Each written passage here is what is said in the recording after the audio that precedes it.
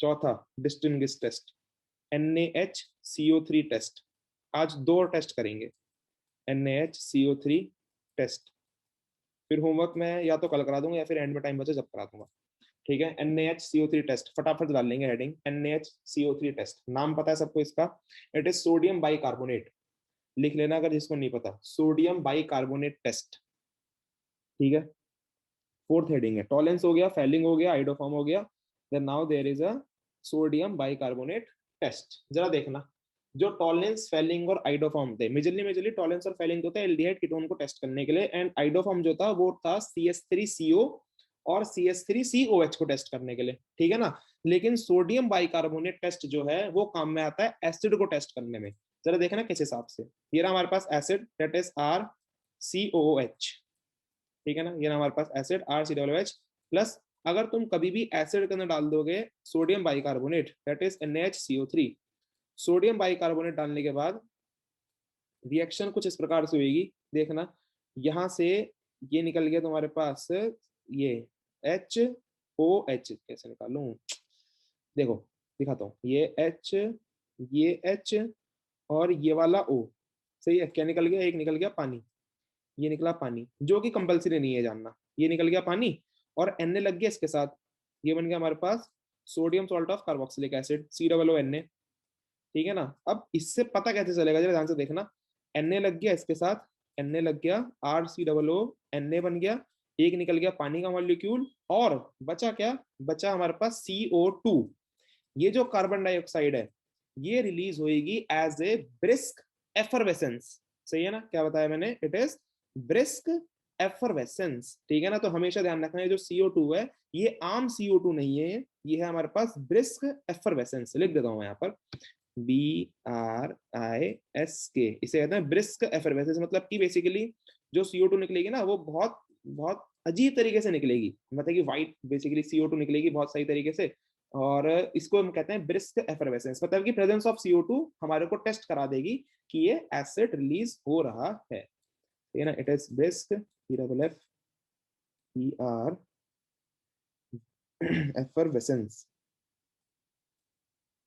Effervescence. सही है ना, ब्रिस्क एफरवेसेंस। ठीक है ना, तो ये थी हमारे पास रिएक्शन। नहीं समझ में आई, एक और देखो, ये ले लो तुमने एसिड, दैट इज CH3COOH, ये रहा एसिड, एसिटिक एसिड। क्या डाल दोगे इसके अंदर, NaHCO3, that is sodium bicarbonate, sodium bicarbonate डाल दिया हमने इसके अंदर। अब उसके बाद क्या होएगा, यहां से देखना जरा ध्यान से, CH3COONA। ठीक है, CH3COONA, ये निकल गया हमारे पास अलग, CH3COONA, और क्या निकला हमारे पास, पानी HOH दिख रहा है, ये H, ये H और ये वाला O, क्या निकल गया हमारे पास, पानी निकल गया। और देन नेक्स्ट, नेक्स्ट क्या बचा, CO2, that is brisk effervescence. ठीक है, बी के लिख रहा हूँ, बी के, सॉरी बी के नहीं, ब्रिस्क एफरवेसेंस, BE। ठीक है, तो ये हो गया तुम्हारे पास NaHCO3 टेस्ट। बताइए, आसान सा टेस्ट समझ में आया, लिखेंगे जरा जल्दी से एक दो लाइनें। Only carboxylic acid, NaHCO3 test में लिखेंगे only carboxylic acid decompose, only carboxylic acid decompose sodium bicarbonate NaHCO3 and releases CO2। सही है ना, क्या रिलीज करेगा, CO2 रिलीज करेगा, that produces brisk effervescence, that produces brisk भैया बाइकार्बोनेट की बात क्या है? bicarbonate and releases CO2 that produces brisk effervescence, that produces brisk effervescence। ठीक है, ये स्पेलिंग BRISK। भैया ब्रिस्क एफरवेसेंस का मतलब क्या होता है? ब्रिस्क एफरवेसेंस, अभी रुक जा, अभी दिखाता हूँ ब्रिस्क एफरवेसेंस का मतलब क्या होता है।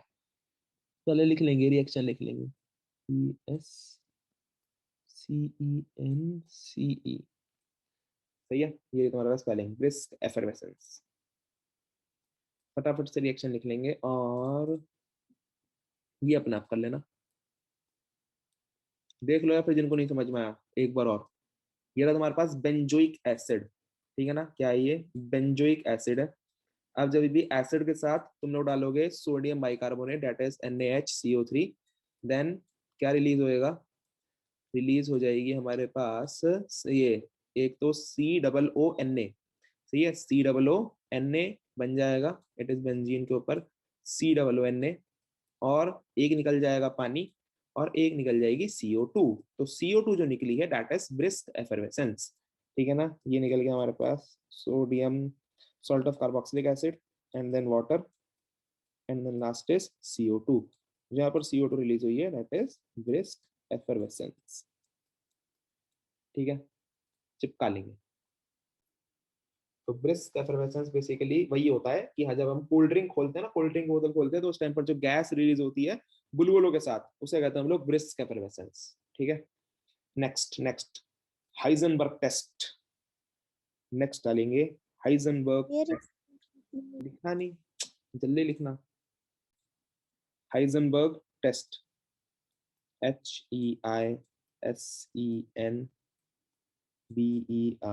Heisenberg test, Heisenberg. याद आ रहा है किसी को कोई, Heisenberg uncertainty principle 11th class का, हाइजेनबर्ग टेस्ट, वही 12th क्लास में उनका बस एक छोटा सा टेस्ट है हाइजेनबर्ग टेस्ट, जिसके अंदर बहुत सिंपल सा लेते हैं हम लोग हाइजेनबर्ग रिएजेंट। जरा ध्यान से देखना, हाइजेनबर्ग टेस्ट के अंदर हम लोग लेंगे हाइजेनबर्ग रिएजेंट, और उस रिएजेंट के साथ अब देखो, हाँ ये तो बताया नहीं मैंने, ये अब शुरू हो चुके हैं अमाइंस के टेस्ट, सही है ना। इस चैप्टर में बस ये 4 ही टेस्ट है, टॉलेंस, फेलिंग, आइडोफॉर्म और सोडियम बाइकार्बोनेट टेस्ट। जो हमने 4 टेस्ट कर लिए हैं वो चारों के चारों टेस्ट किसके थे, एल्डिहाइड, कीटोन और कार्बोक्सिलिक एसिड के, ठीक है ना, 4 टेस्ट है बस। अब नेक्स्ट जो 5th टेस्ट है, 5वां, 6वां और 7वां, 3 टेस्ट और है बस। तो 5वां टेस्ट है जो हाइजेनबर्ग टेस्ट, 6वां भी और 7वां भी, ये सब टेस्ट है तुम्हारे। चलो 5वां और 6वां तो मेजरली मेजरली नेक्स्ट चैप्टर का ही है, ठीक है ना, 7वां हम लोग नहीं कह सकते नेक्स्ट चैप्टर का है। तो 5वां और 6वां टेस्ट हाइजेनबर्ग टेस्ट और कार्बाइल अमाइन टेस्ट, ये दोनों के दोनों नेक्स्ट चैप्टर के अमाइंस के, तो इसलिए इनको ध्यान रखना, ये अमाइंस के टेस्ट है। तो अमाइंस जब चैप्टर करेंगे हम लोग तो वहां पर मैं नहीं कराऊंगा, ठीक है ना। तो इसी फ्लो में अब टेस्ट की फ्लो के अंदर ही हम लोग अभी कर रहे हैं हाइजेनबर्ग टेस्ट भी, ठीक है, जरा देखना जल्दी से।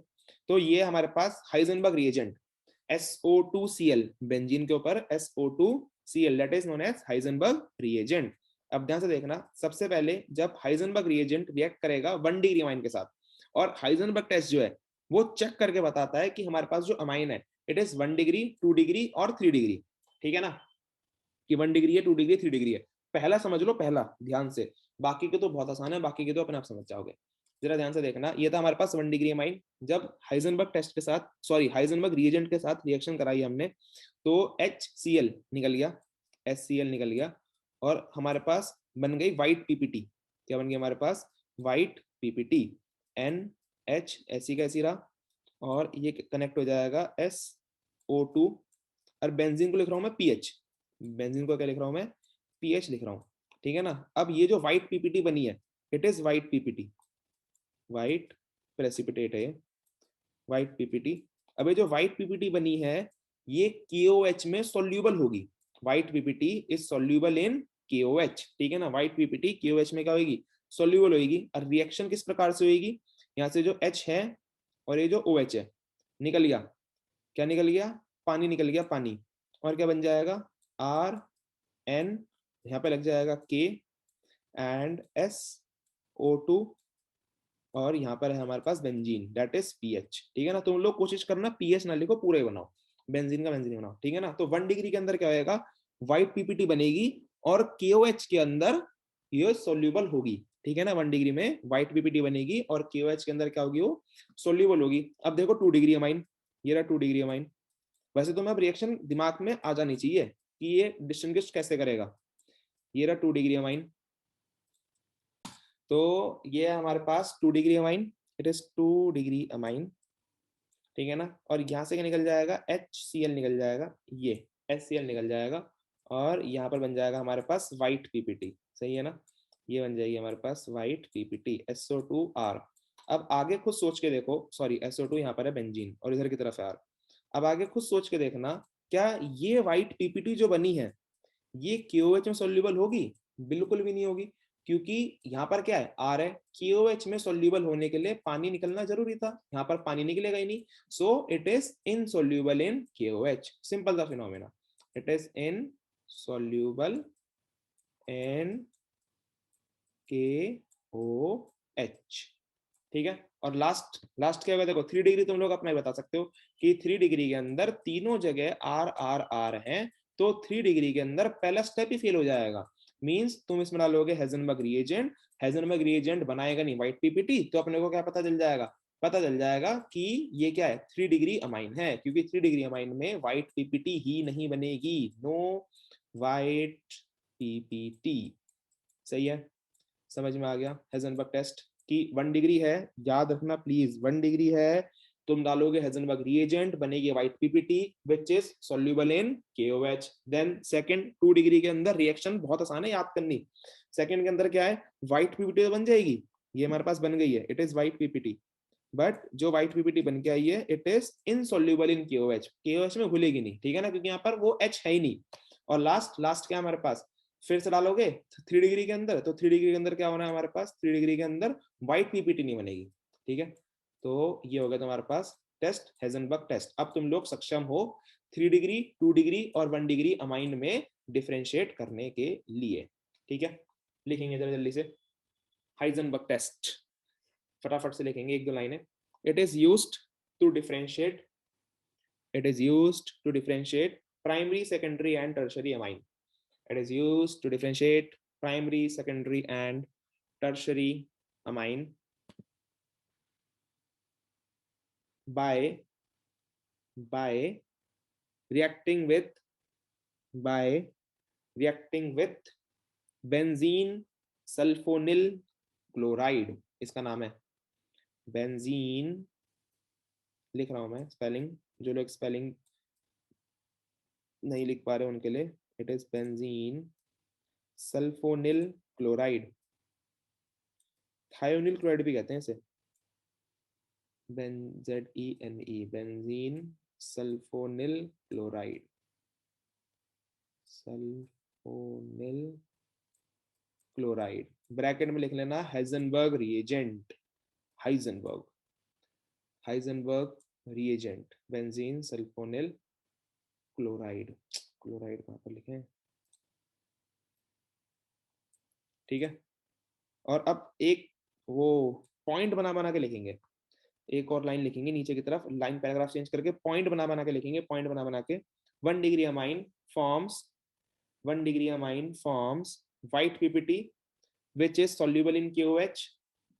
वही जो हमने अभी देखा है, परखा है अपनी आंखों से कि 1 डिग्री अमाइन क्या बनाएगा, व्हाइट पीपीटी बनाएगा which is soluble in KOH. Point बना के लिखेंगे 1 degree amine forms white PPT which is soluble in KOH. Next point में लिखेंगे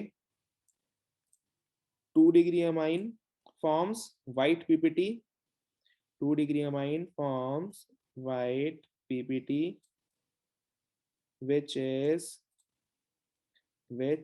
is insoluble in KOH, which is insoluble in KOH. Then last point लिखेंगे 3 degree amine doesn't form white PPT, 3 degree amine doesn't form white PPT. सही है, बना देंगे जल्दी से.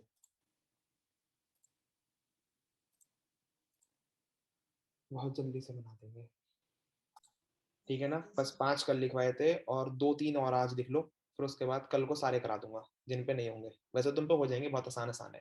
लिखेंगे how can you distinguish between, तरीका वही है करने का, जो मोस्ट प्रिफरेबल है उसको सबसे पहले करो, और अगर तुमको और कोई सा भी टेस्ट आता है जो उनको डिस्टिंग्विश कर सकता है तो उनको बाद में करो. ठीक है, तो लिखेंगे जल्दी से how can you distinguish between, first लिखेंगे first benzoic acid and benzaldehyde, benzoic acid and benzaldehyde. next लिखेंगे ethanoic acid,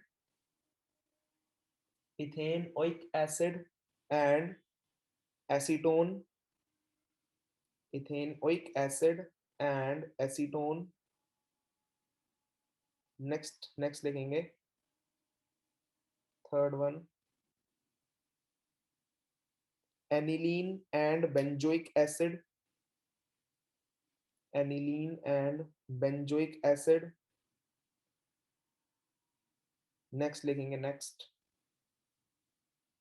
n methyl cyclohexane, n methyl cyclohexane and nn dimethyl cyclohexane, n methyl cyclohexane and nn dimethyl cyclohexane.